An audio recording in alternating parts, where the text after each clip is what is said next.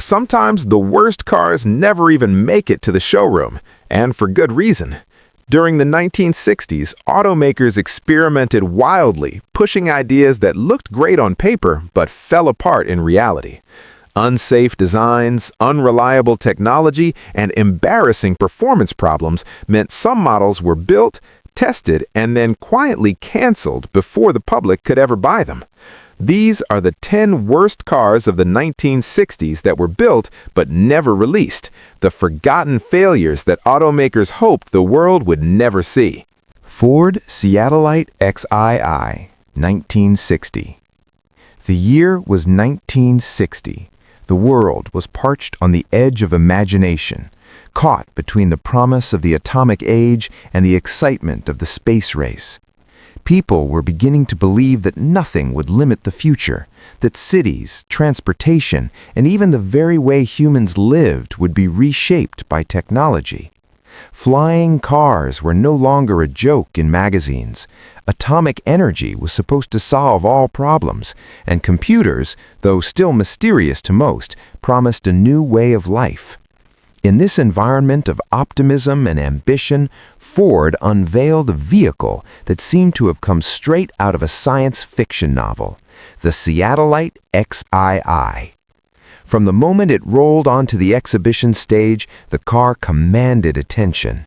It was unlike anything the public had seen before.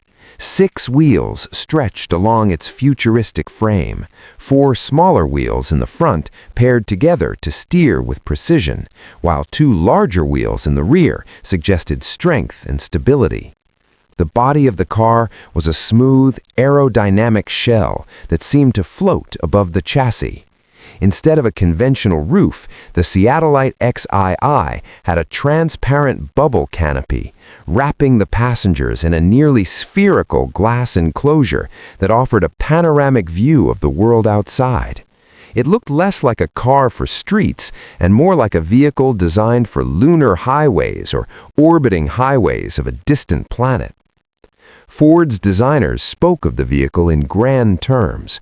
They promised that the entire body could be modular and interchangeable so that the owner could switch from a practical family car to a sporty coupe or even a luxurious touring model, all on the same chassis. Inside, the cabin was imagined as a hub of futuristic technology, electronic instruments, navigation systems, and computing devices that would guide the driver, monitor conditions, and make intelligent decisions. There were even whispers of propulsion systems powered by exotic fuels, perhaps even nuclear energy, which theoretically could allow the car to run for years without refueling. The Seattleite XII was presented as not just a car, but a glimpse into a world where transportation would be limitless, instantaneous, and almost magical. The public responded with awe. Crowds flocked to see the car in person, leaning close to its smooth surfaces, touching the bubble canopy, and marveling at the intricate details of its unusual wheel arrangement. Newspapers described it as the car of tomorrow and a vision of the 21st century. Photographers captured every angle, and journalists waxed poetic about how this vehicle represented the future, a future that seemed tantalizingly close. For a brief moment, it felt as though the dreams of science fiction were spilling into reality. But behind the glimmering panels and the bright exhibition lights, a very different story was unfolding. Engineers at Ford approached the car not with excitement, but with caution. They examined the frame, tested the connections, and probed the steering mechanisms. What they found was sobering. The frame, while sleek and futuristic, was far too flexible, prone to twisting and bending in ways that no real road conditions could tolerate. The 6-wheel steering system, so dramatic on paper and in the eyes of the public, proved unpredictable in simulations and early test maneuvers. It required precise coordination, and small errors could have catastrophic consequences. The modular body, celebrated as the car's greatest innovation, revealed itself to be its weakest point. each connection designed to allow easy interchange of panels, compromised rigidity, creating stress points that could crack, loosen, or fail entirely under ordinary use.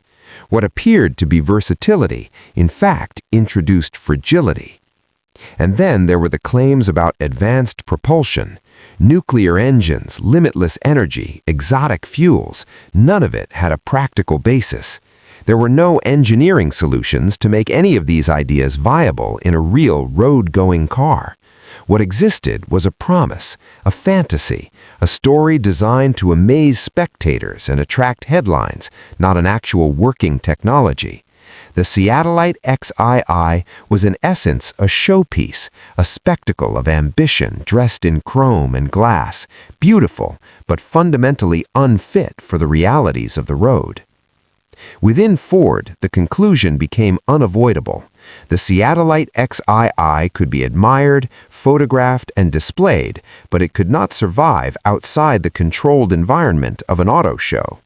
It could not endure potholes, rough terrain, or the stresses of everyday driving. Its design, while captivating, was impractical. It was too complex, too delicate, too far removed from the engineering realities that defined a functional automobile. And so, when the exhibition season ended, the car's fate was quietly sealed. Unlike other concept cars that might evolve into prototypes or even production models, the Seattleite XII was never intended to be more than a vision. It was rolled into storage, removed from public view, and largely forgotten. Its story became one of lost potential, a reminder of the tension between imagination and practicality. Yet the Seattleite XII is not simply a tale of failure.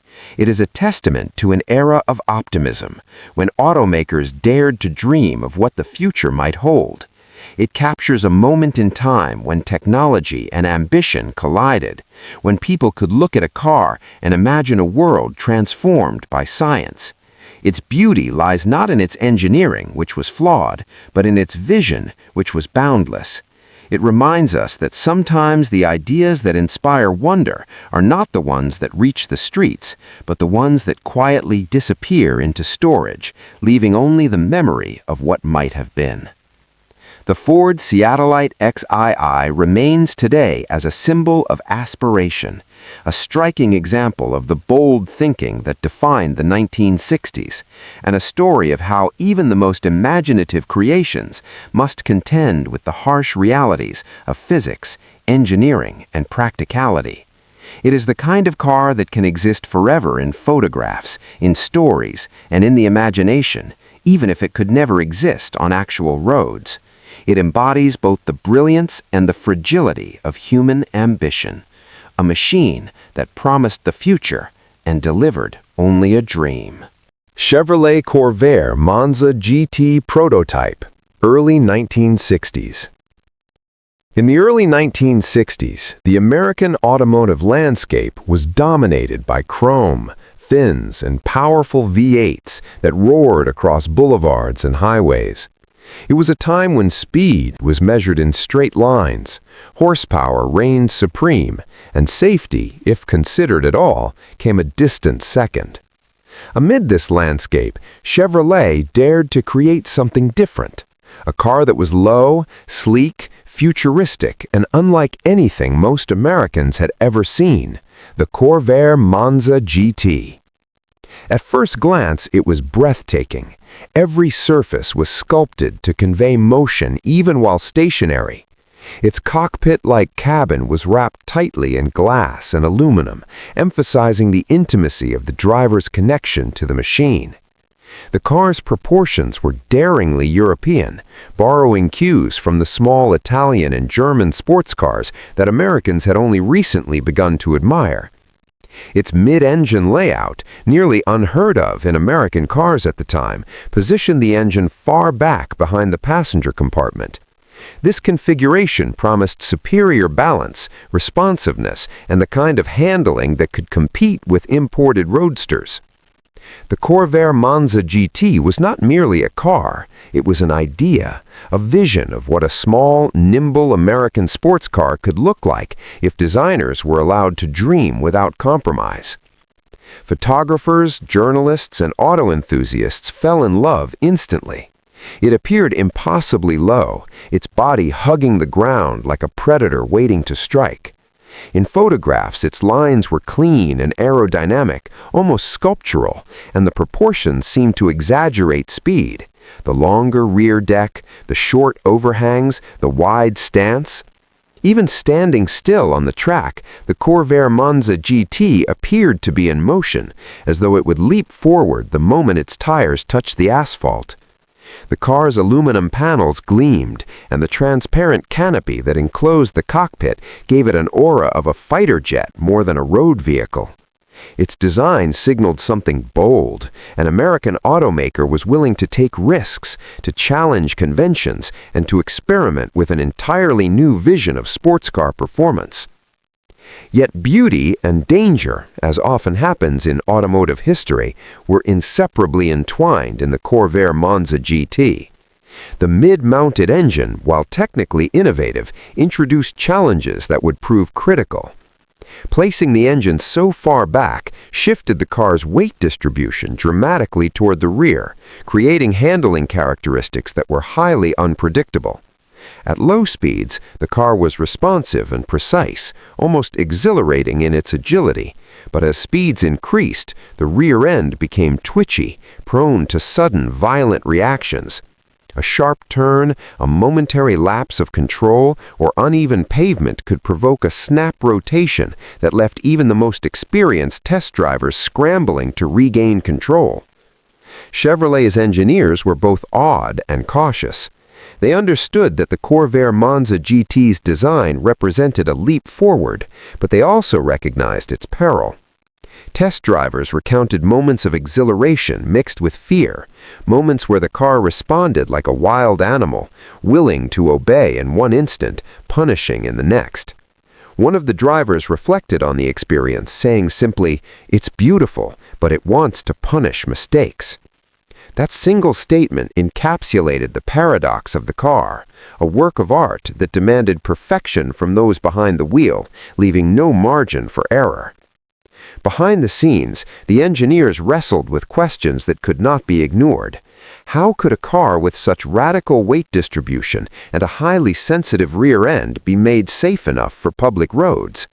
Could adjustments to suspension, tires, or chassis rigidity tame the temperament of a car whose very essence was defined by its audacious engineering? Every solution seemed to compromise what made the Corvair Monza GT special. To reduce the twitchiness of the rear end would require diminishing the qualities that gave it speed, responsiveness, and charm. In other words, in taming the car, they risked destroying its soul. The Monza GT's story was also one of timing. In America, sports cars were not yet mainstream, and the public largely equated performance with powerful V8s and long, heavy cars that could roar down straight highways. The notion of a small, lightweight, mid-engine sports car was foreign to most consumers. Even if Chevrolet had been able to refine the Monza GT's handling to make it safe for average drivers, the market might not have been ready to accept such a radical departure from established norms. In many ways, the Monza GT was ahead of its time, a vision that anticipated the mid-engine layouts that would only gain prominence in American sports cars decades later. Ultimately, production was never pursued. Only a handful of prototypes were ever built, confined to private test tracks and closely monitored by the engineers who understood both the potential and the peril of the vehicle. The public never had a chance to experience its thrilling yet dangerous handling firsthand. All that remained were photographs, sketches, and stories, fragments of a dream that existed only on paper and in carefully controlled demonstrations. The Chevrolet Corvair Monza GT remains a symbol of ambition and daring in American automotive history. It represents a moment when designers and engineers were willing to break free from convention, to imagine something that could challenge European sports cars, and to test the limits of what American innovation could achieve. At the same time, it is a reminder of the tension between imagination and reality, between desire and practicality. Its striking appearance and audacious engineering were too far ahead of their time, too radical for the roads and drivers of the early 1960s. Today, the Monza GT is remembered less as a car and more as a legend. It stands in automotive history as a vision that could not be realized, a glimpse of what might have been had timing, technology, and public readiness aligned. Its story is one of beauty and danger, of ambition that could not be fully contained, and of the fleeting moments when a car becomes more than metal and mechanics, when it becomes a symbol of human imagination itself. In photographs and recollections, it continues to captivate enthusiasts, a reminder that some of the most extraordinary vehicles are those that the world never actually drives. Chrysler Turboflight, 1961. In 1961, Chrysler dared to bring the future to the streets. The idea was simple in concept, but audacious in execution. A car powered not by a conventional engine, but by a gas turbine, the same type of engine that propelled aircraft through the skies. It was a bold vision, a dream that promised to merge aviation technology with everyday driving. The result was the Chrysler Turboflight, a machine that looked less like a road car and more like a spaceship had descended from a future still decades away. At first glance, the Turboflight was breathtaking. Its low, aerodynamic body gleamed in polished metal and chrome, and its canopy-style roof, reminiscent of a jet fighter, wrapped the cabin in sweeping glass that seemed to float above the passengers. There were no ordinary doors. The canopy itself lifted to reveal the interior, emphasizing a sense of drama and spectacle. Every line, every curve, every vent suggested speed, power, and advanced technology. Photographers and reporters at the auto shows could not stop marveling at its futuristic appearance. It was the kind of car that inspired awe simply by existing. But beneath the glamour, reality was far less graceful. The turbine engine, while revolutionary in concept, was unlike anything drivers had ever experienced. Unlike conventional piston engines, pressing the accelerator did not result in immediate responsive power. Instead, the driver would push the pedal and wait. The turbine needed time to spool, and only then would the car respond with a rush of power. When it did, the exhaust expelled an intense blast of heat, unlike anything from a normal automobile, scalding the pavement behind and startling anyone standing too close. Fuel consumption was astronomical. Miles per gallon, a concept cherished by practical Americans, became almost meaningless. The car could perform, but at the cost of efficiency and predictability. Inside, the car was equally remarkable and maddening. Every component, every system was complex and unfamiliar. Controls that seemed intuitive in a jet cockpit became confusing in a car, with levers, gauges, and switches unlike anything drivers had used before. The Turboflight was delicate, demanding careful handling, and even minor mistakes could create problems.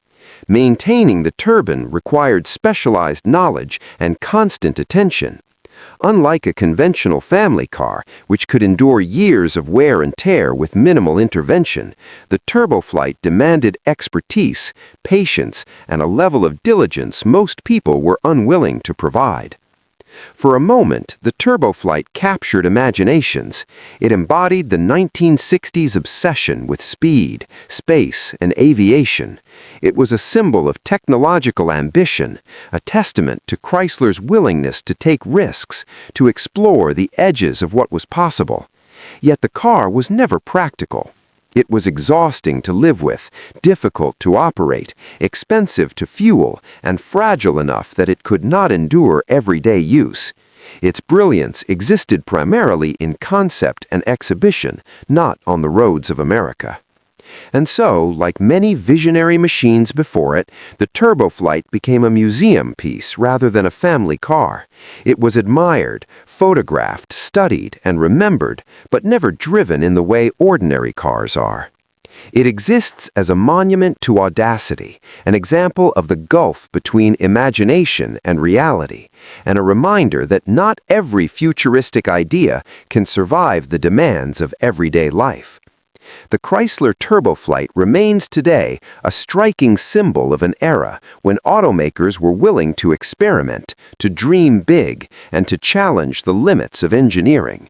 A machine whose beauty and technological daring could not overcome the realities of practicality, cost, and human expectation.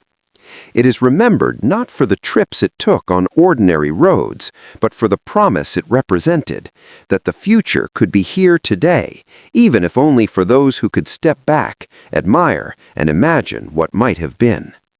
The Turboflight is a testament to audacity, to imagination, and to the inescapable truth that innovation sometimes belongs in museums rather than driveways. In 1961, American Motors Corporation was a company caught between ambition and necessity. Smaller than the Big Three, AMC had to innovate differently to survive. Resources were limited, budgets were tight, and the competitive pressures of Detroit loomed large. In this environment, the company conceived a daring plan, a single, universal chassis that could underpin every future vehicle they would build. It was a concept as audacious as it was simple. One foundation, many bodies, multiple configurations, a sedan, a coupe, a wagon, perhaps even a small truck, all deriving from the same structural core. Economical to produce, efficient in assembly, and flexible enough to accommodate any stylistic whim, the idea seemed perfect on paper. The AMC Cavalier Prototype was born from this vision, a tangible representation of the company's hopes for a more sustainable and innovative future. When the Cavalier was first revealed to engineers and executives, it elicited excitement.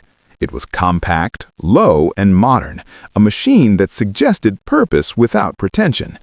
Its proportions were unconventional for American eyes, borrowing subtly from European small car design while retaining a distinctly American presence. Every panel, every line, and every joint had been conceived to maximize adaptability. The team believed that by unifying the core of multiple vehicles, AMC could not only cut costs, but also respond quickly to shifting market demands. On paper, the concept was genius, clever, forward-thinking, and promising a revolution in how cars were built. Yet the road, as it always does, revealed what drawings could not. The Cavalier's body was too flexible, betraying a lack of structural rigidity necessary for everyday driving. Doors refused to fit tightly, creaking and rattling at the slightest movement. Acceleration, cornering, or even driving over uneven pavement caused the entire car to shake, as if the chassis itself were protesting the compromises required to make a single platform do the work of many. Each panel and bracket seemed to amplify the car's vulnerability, turning innovation into a mechanical puzzle that teetered on the edge of collapse. What had been elegant and efficient in concept became awkward, unstable, and exhausting in practice. Engineers began to foresee the problems this car would present to ordinary drivers. Every flexing panel, every rattling door, every vibration was a potential warranty claim, a liability that could haunt AMC for years. They imagined fleets of owners calling in for repairs, technicians struggling to diagnose the constant creaks, and the company's reputation suffering under the weight of promises that could never be fulfilled. The idea that had once seemed so simple and brilliant had transformed into a nightmare scenario. The single platform strategy, while theoretically perfect, was proving impossible to execute with the materials, techniques, and budget constraints of the early 1960s. Test drivers were equally candid in their assessments. Even on smooth surfaces, the Cavalier felt unnervingly fragile. Steering responses were inconsistent, body roll exaggerated, and the suspension's attempt to balance the various possible body configurations resulted in a compromise that satisfied none of them fully. Drivers reported feeling as though the car might literally shake itself apart at the first misjudged corner. In the controlled environment of the test track, the Cavalier could be tolerated. On public roads, it would have been a rolling hazard, beautiful in concept, dangerous in reality. Corporate meetings grew tense. Executives debated whether the Cavalier could be refined or whether the costs of perfecting such a universal platform would exceed any potential savings. Every adjustment, every modification threatened to erode the very efficiency the program was supposed to create. What was intended to streamline production now risked bogging it down in endless engineering challenges. The more AMC probed, the clearer it became. The car could not survive in the real world without massive compromises that would have undone its original purpose. And so, the Cavalier program quietly ended. Unlike more dramatic failures or recalls, the cancellation was understated.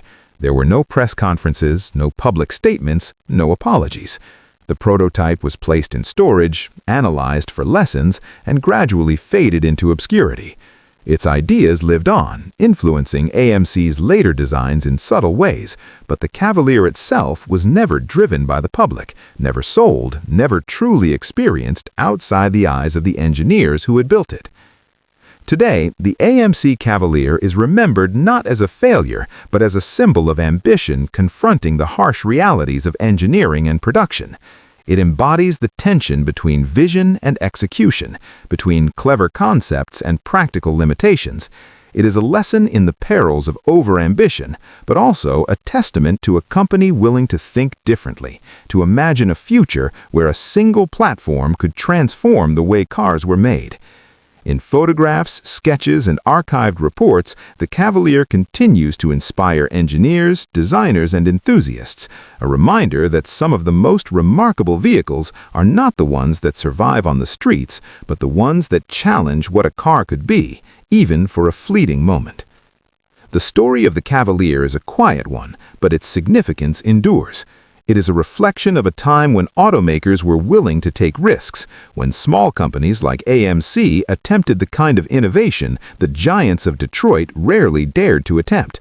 It is a reminder that progress often comes in steps, not leaps, and that sometimes the greatest achievements are invisible to the public eye, embedded instead in the lessons learned, the experiments conducted, and the dreams that never left the workshop. The Cavalier remains a ghost of potential, a monument to ambition and ingenuity, a car that could have changed everything, but was ultimately too fragile, too early, and too visionary for its own time. Renault Project 900, 1959 to 1960. In the late 1950s, the automotive world was entering a period of unrestrained experimentation. Designers were no longer content with merely crafting transportation. They wanted to define the future, to make cars that seemed to exist in a world decades ahead. Aerodynamics, space-age styling, and the integration of advanced engineering principles were all the rage, particularly in Europe, where small manufacturers and even major companies were willing to take risks that American automakers might have considered too extreme. It was in this climate of ambition and imagination that Renault conceived the Project 900, a prototype that would become one of the most daring and most forgotten cars of its era. The Project 900 was striking from the moment it was unveiled. Its wedge-shaped body was a sharp departure from the rounded, bulbous silhouettes of the late 1950s. The car appeared to have been cut from a single sheet of metal, with precise angular lines that tapered toward the rear, creating a sensation of forward motion even when the car was standing still. The front of the vehicle was low and aggressive, with a slanted nose that sliced through the air, while the rear rose gently, giving the car an almost aerodynamic, knife-like profile. The cabin was compact, positioned slightly forward to balance the unusual rear engine layout, and encased in glass that curved elegantly over the roof, allowing the driver and passenger to feel immersed in a futuristic cockpit. Every aspect of the design conveyed speed, efficiency, and a bold statement of what the future might hold. Renault engineers mounted the engine behind the driver, a radical choice that aimed to improve traction, concentrate mass for performance, and explore new possibilities for vehicle balance. On paper, the concept was promising. Rear-mounted engines were already showing potential in racing and niche European sports cars, and the idea of combining this layout with a sharply sculpted body suggested a new kind of driving experience, one that could merge efficiency, style, and speed. Conceptually, the Project 900 was ahead of its time, a vision of a car that could handle like a small sports vehicle, yet carry the practicality of a road-going prototype. But the reality of the road proved far less forgiving. Once the car reached highway speeds, its radical design revealed inherent instability. Crosswinds, which would barely affect conventional cars of the period, pushed the wedge-shaped body off its line, forcing the driver to make rapid steering corrections. The rear engine layout, while theoretically improving balance, created a rear that was light and sensitive at speed. A corner taken too aggressively could result in sudden oversteer, causing the car to snap violently around, leaving even skilled test drivers struggling to maintain control. The car's behavior was unpredictable. It demanded respect, skill, and near constant vigilance. The Renault Project 900 was not dangerous in the sense of being inherently flawed, but its handling characteristics were unfamiliar, unforgiving, and intimidating. Engineers who worked with the prototype quickly recognized the challenges. Every gust of wind, every uneven patch of tarmac, and every abrupt steering input had the potential to provoke a reaction from the car that was disproportionate to the driver's expectations. It was thrilling, yes, but also frightening. A vehicle that looked so calm and sculptural at a standstill could, in motion, become a test of nerve and precision. While European racing cars often demanded this level of attention, the Renault Project 900 was being designed as a prototype for a car the public might one day buy, a contradiction that made its future uncertain. Public reaction, when it was displayed at exhibitions, was cautious admiration. Visitors would stop, take photographs, and remark on its futuristic lines. They were intrigued, even impressed, but there was also a subtle sense of polite distance.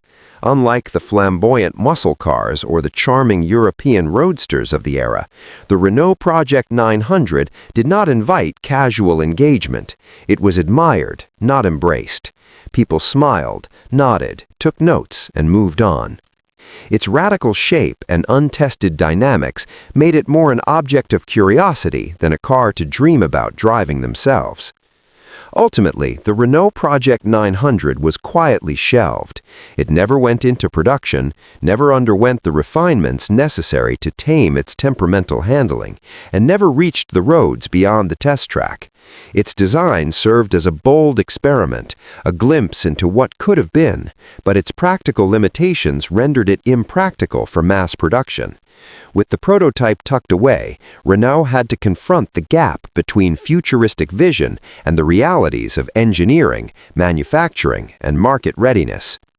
Today, the Project 900 is remembered as a ghost of automotive ambition. It represents a moment when designers were unafraid to challenge norms, to imagine vehicles that looked and behaved differently, and to explore the boundaries of aerodynamics and weight distribution. It was a car that promised speed, style, and ingenuity, yet delivered lessons of humility and caution. Its wedge-shaped body, rear-mounted engine, and cockpit-like cabin endure in photographs, sketches, and the memories of engineers and enthusiasts who glimpsed it, but it left no lasting presence on the streets. The Renault Project 900 is, in many ways, the epitome of the forgotten prototype, a car admired, studied, and quietly set aside. It reminds us that innovation often comes with compromise, that ambition can outpace practicality, and that sometimes the most remarkable vehicles are those the world only briefly sees before they vanish. Its story is one of imagination confronted by physics, of daring ideas limited by reality, and of a fleeting vision that exists today primarily in memory, a car that once promised the future but ultimately remained a dream, invisible on the roads, yet vivid in the imagination. Cadillac XP512, 1960. In 1960, Cadillac was a company defined by prestige, elegance, and tradition. Their cars were symbols of American luxury, meticulously crafted machines that radiated refinement and status. But even a brand built on excellence must occasionally experiment, must occasionally take risks to explore the future. In this spirit, Cadillac initiated the XP512 project, a bold experiment in materials and construction. The goal was simple in theory: explore lightweight plastic body panels as an alternative to conventional steel, reduce weight, and potentially revolutionize production methods without compromising Cadillac's signature style. At first glance, the XP512 seemed like a promising innovation. The car retained Cadillac's unmistakable lines and presence, but introduced a futuristic feel. Smooth, flowing panels suggested aerodynamics and modernity, a refinement of elegance for the coming decade. The plastic body promised lighter weight, better fuel efficiency, and the ability to mold shapes that steel simply could not accommodate. Designers and engineers were exhilarated. In meetings and concept drawings, the project felt like a step toward the future of luxury automobiles. Here was a chance to innovate without abandoning Cadillac's core values, or so it seemed. Reality, however, proved far less forgiving. Plastic, for all its potential, was a temperamental material, especially when exposed to the conditions of real-world driving. Under the heat of the sun, panels began to warp, creating distortions that marred the car's elegant surfaces. Sunlight faded colors unevenly, stripping the rich, lustrous finishes Cadillac customers expected. Cracks appeared along edges and seams, and gaps formed where once there had been precision. The car that was supposed to embody futuristic elegance began to look tired, cheap, and unstable, an effect that was completely unacceptable for a brand whose identity depended on perfection and prestige. Testers and engineers quickly realized the magnitude of the problem. The XP512's panels, while lightweight and moldable, could not withstand the stresses of sunlight, temperature fluctuations, and everyday wear. Every imperfection, every warp, every discoloration threatened to undermine the very essence of Cadillac's reputation. Luxury buyers accustomed to flawless craftsmanship would not tolerate a car that appeared melted or deteriorated after mere months of use. The lessons were stark and unavoidable. A material that reduced weight and allowed innovation could simultaneously destroy the perception of quality and elegance. In boardrooms and workshops, the conclusion was unanimous. The XP512, for all its promise, was incompatible with the Cadillac brand. Innovation could not come at the expense of prestige. A lightweight, futuristic body might work for a utilitarian car or a small experimental vehicle, but for Cadillac, whose customers paid not only for performance but for the assurance of status, it was a disaster waiting to happen. The car might have been admired in photographs, but in reality it was a liability, a threat to decades of reputation built on meticulous craftsmanship and luxury. And so the project was buried quietly. There were no dramatic press releases, no public statement of failure, no sensationalized recall. The XP512 was carefully tucked away, studied for lessons, and then largely forgotten outside the walls of Cadillac's engineering labs. Its story survives only in archived photographs, sketches, and the recollections of the engineers who witnessed both the promise and the peril of lightweight plastic body panels firsthand. The XP512 endures today as a cautionary tale. It is a reminder that innovation, no matter how clever, must respect the essence of the brand it represents. Luxury cannot tolerate compromise, nor can prestige coexist with the appearance of cheapness. The XP512 taught Cadillac one brutal lesson. Even the most forward-thinking idea can destroy reputation if execution fails to meet the expectations of discerning customers. In retrospect, the car was both a triumph of vision and a failure in practice. It dared to imagine a future where luxury and lightweight innovation could coexist, but it revealed the harsh truth. Some experiments are too radical, too fragile, or too visible to succeed within the confines of established perception. The XP512, like many ambitious prototypes, remains a ghost of what might have been. A beautiful, forward-looking idea that Cadillac wisely chose to bury before it could tarnish the name it had spent decades building.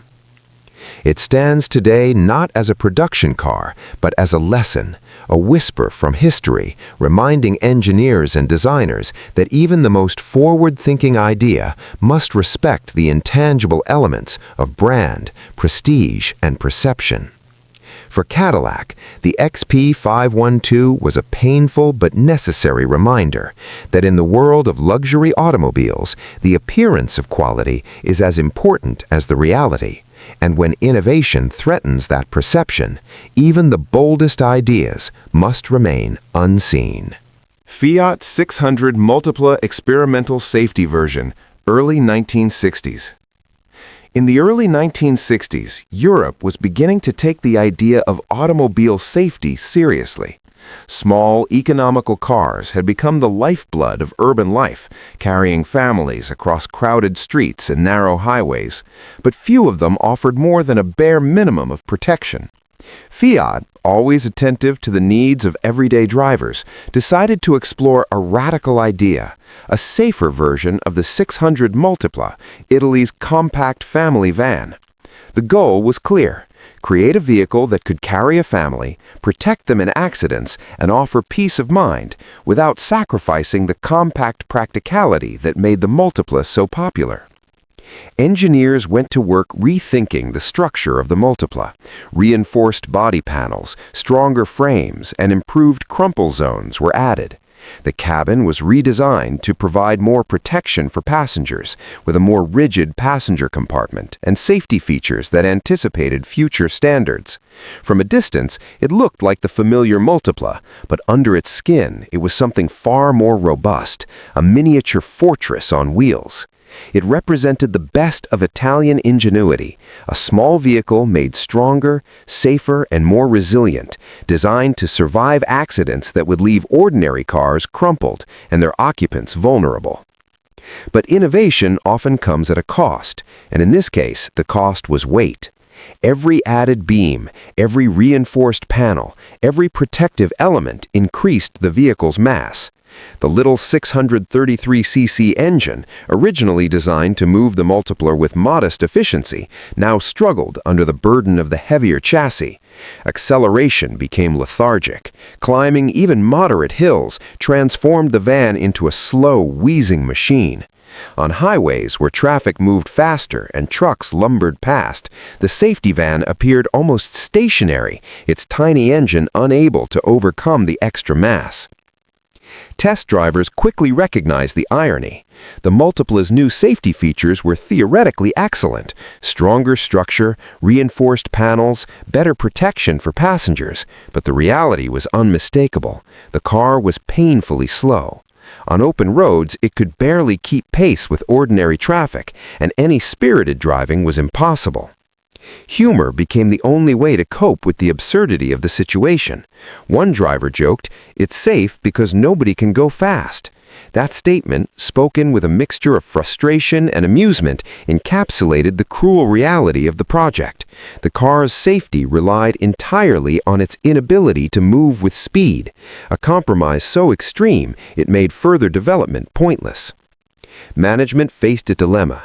The Multipla safety version embodied the kind of forward-thinking engineering that could have set Fiat apart, but the very qualities that made it safe rendered it impractical.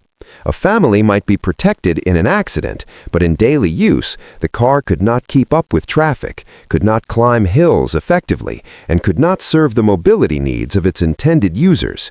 The solution was clear. Sometimes safety alone could not justify a vehicle's existence if it could not function in the world it was meant to navigate. And so, the program was quietly ended. The Multipla safety version never reached production. Prototypes were stored, studied, and eventually forgotten, surviving only in photographs and engineering reports. Its lessons, however, endured. Fiat had learned that safety was not merely about structure and reinforcement.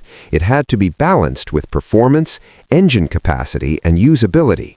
Without that balance, even the most well-intentioned innovations could create new problems, undermining the very goals they sought to achieve. Today, the Multipla safety version stands as a fascinating footnote in automotive history. It's remembered not for its success, but for the paradox it embodied.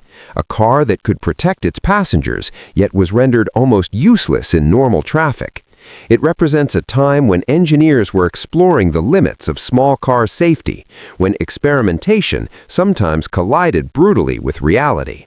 Its story is one of ambition, irony, and a lesson in compromise, a reminder that even the best intentions can be undone if the practical realities of driving are ignored. The Fiat 600 Multipla safety version remains in memory as a prototype that promised much but delivered only a cautionary tale. It's a symbol of experimentation in early 1960s Europe, a vehicle that dared to prioritize safety over speed, and ultimately a project that ended with laughter, irony, and the simple truth that safety alone cannot make a car viable. Its legacy is not measured in sales, but in insight, a lesson for engineers, designers, and dreamers alike, illustrating the fine balance between protection, practicality, and the unforgiving demands of real-world driving. Studebaker Scepter Prototype, early 1960s. In the early 1960s, Studebaker was fighting for its life. Once a respected name in American automotive history, the company had watched sales decline as the Big Three grew ever larger, more powerful, and more efficient. In a desperate bid to revive the brand, Studebaker commissioned a bold new concept, a car that could combine elegance, innovation, and a fresh European flair with American sensibilities. The result was the Scepter, a prototype designed not just to impress, but to signal a rebirth, a chance for Studebaker to reclaim its place in the automotive world. At first glance, the Scepter was mesmerizing. The car wore Italian styling as if it had been imported from Turin or Milan, with clean, flowing lines, a low and poised stance, and proportions that suggested sophistication and agility. The hood stretched gracefully, leading to a cabin that seemed wrapped in a single continuous curve, while the rear tapered elegantly, giving the car an almost aerodynamic presence. Every curve, crease, and surface had been thoughtfully designed to convey refinement. For designers and executives, it was the embodiment of hope. A car that could look fast standing still, that could attract buyers with its beauty, and that could symbolically lift a struggling company into the future. Yet the beauty was skin deep. Beneath the elegant exterior lurked old technology, inherited from Studebaker's aging platforms and limited resources. The suspension, drivetrain, and chassis were based on components that were already outdated, and the tiny investment available for engineering refinement meant that performance would be compromised before it could even meet modern expectations. Even the prototype, which might have been allowed some leniency, rattled and groaned during testing.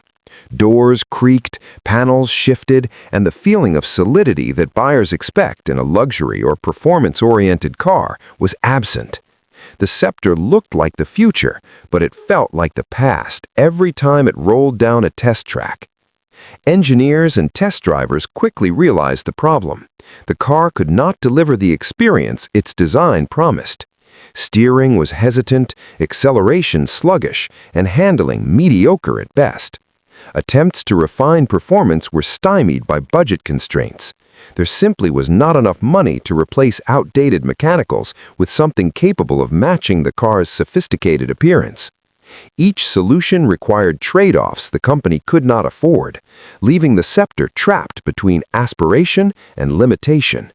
Its elegance mocked its weakness, making every flaw more glaring, every rattling panel a reminder of what Studebaker could not achieve. Management faced a harsh reality. The Scepter could have been beautiful, desirable, and even a beacon of hope, but it could not meet the expectations of the market. Buyers would have noticed the weak performance, the rattling doors, the compromises hidden beneath the car's stunning exterior. There was simply no way to make it right without a level of investment Studebaker could never muster. The prototype became a lesson in ambition exceeding capability, a reminder that vision alone could not save a company running out of resources. And so, the Scepter was quietly shelved. It never reached production, never graced showrooms, and never carried buyers down highways or city streets. It existed only in photographs, sketches, and in the memories of those engineers and designers who had briefly touched its promise. Over time, the car became a symbol, not of failure, but of what might have been. A glimpse of potential that was never realized, a beautiful idea trapped by practical limitations, and a testament to the harsh realities of the automotive industry, where vision must align with technology, engineering, and finances to survive. Today, the Studebaker Scepter remains a haunting figure in automotive history. It is admired for its Italian-inspired elegance, for the ambition behind its creation, and for the hope it represented to a company on the brink. But it is also a cautionary tale that beauty alone cannot sustain a brand, that a car's appearance cannot compensate for outdated mechanics or underfunded engineering, and that even the most elegant design can be rendered hollow if the company behind it cannot deliver the substance it promises. The Scepter's story endures as a symbol of aspiration, ambition, and the cruel divide between vision and reality. A reminder that sometimes the most fascinating cars are those that never make it to the road. It is a car of dreams unrealized, of possibilities never fulfilled, and of hope constrained by harsh economics. In photographs, in concept art, and in the quiet corners of automotive archives, the Scepter lives on, a testament to the fact that in the early 1960s, Studebaker dared to imagine a future it could not afford, and in doing so, created one of the most poignant, what might have been stories in American automotive history. Mercedes-Benz 170H Revival Prototype, late 1950s, early 1960s. In the late 1950s and early 1960s, Mercedes-Benz was a company firmly associated with precision, engineering excellence, and refined luxury. Their vehicles were known for solidity, safety, and confidence, qualities that had earned the brand an enviable reputation worldwide. Yet even the most established automakers cannot resist the lure of experimentation. Mercedes decided to revisit an idea from its past, the rear engine layout, a concept explored in earlier models like the original 170H before World War II. The goal was to merge modern engineering with an unconventional layout that could potentially offer better interior space, compact dimensions, and a fresh perspective on handling. At first glance, the Revival prototype seemed promising. The car was small, neat, and elegant, with subtle curves that suggested motion, and a rear-engine layout that promised improved traction and efficient packaging. Designers and engineers imagined a compact vehicle that could navigate urban streets with agility, offer a unique driving experience, and potentially open a new market segment for Mercedes in the post-war economy. The idea was daring, yet it carried the quiet confidence of a brand accustomed to doing things right. The prototype represented not just a car, but a chance to revisit an old experiment with decades of knowledge and precision engineering behind it.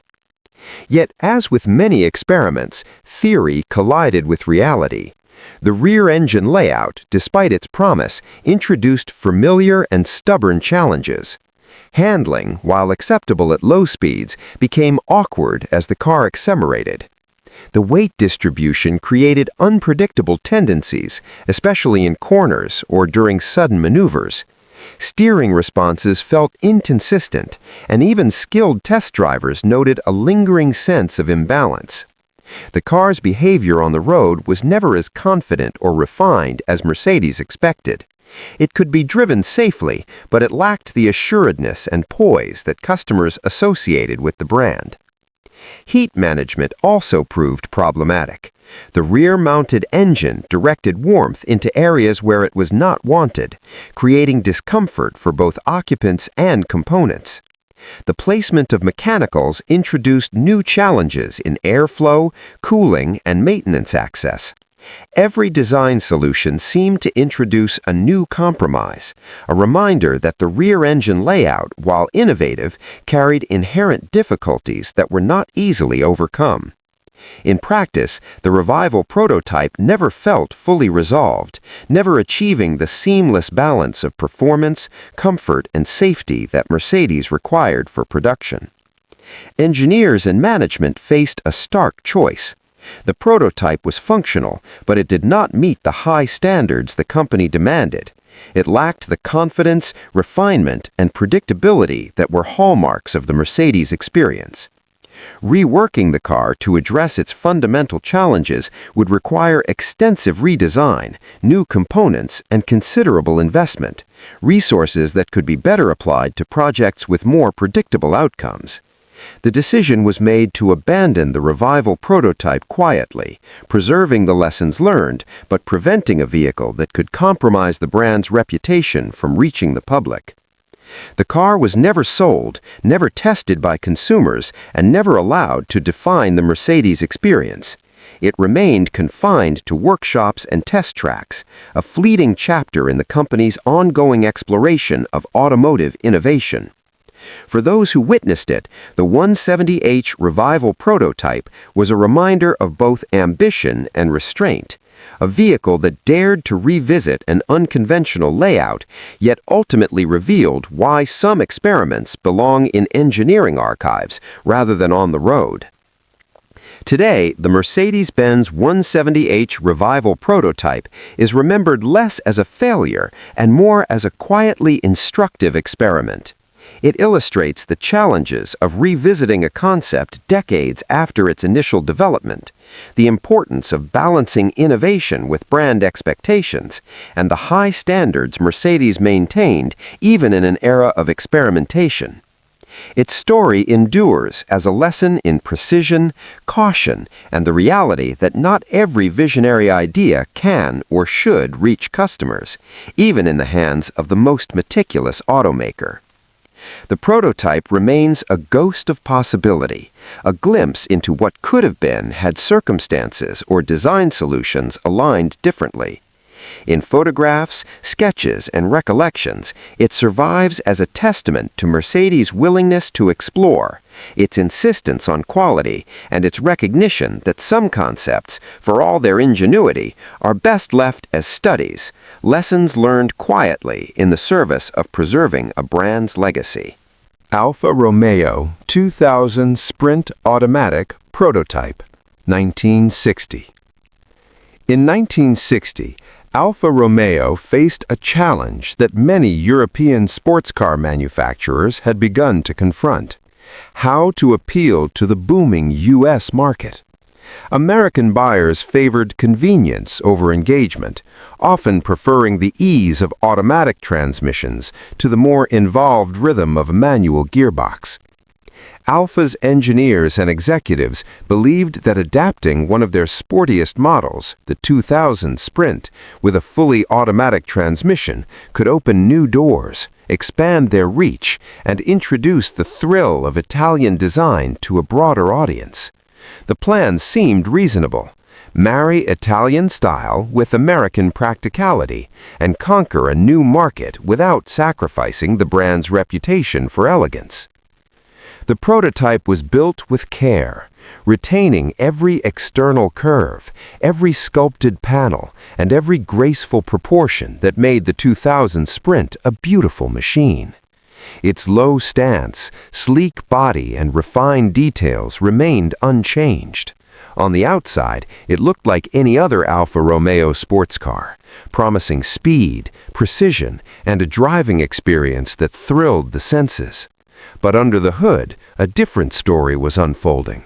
The new automatic transmission, designed to simplify driving, instantly altered the car's very character. Once the prototype was tested, the consequences became clear. The 2000 Sprint's trademark personality, its lively engine response, its nimble acceleration, its taut and engaging handling, evaporated.